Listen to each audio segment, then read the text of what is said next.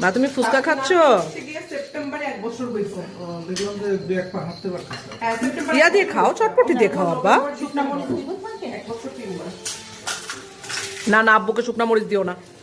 আর ওমাইজা খালে যে খাবে, আম্মু ফেলে দিও না, টক। দেখো তো আমি অবাক হলাম তো হারি আবার লবণ মাখায় খাচ্ছে। এতে কি তোর ঝাল লাগতেছে না? ঝাল লাগতেছে না? লবণ না, এটা জিরার গুঁড়া। ও জিরার গুঁড়া, হ্যাঁ খা খা খা খাও খাও, খেতে পারলে খাও, এগুলো মুখে রুচি বাড়াবে, খাও। জিরার গুঁড়া।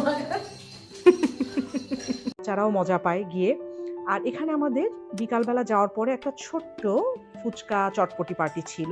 এটা আম্মু যেহেতু ওদের বাসায় ছিল, আম্মুই রান্না করছে।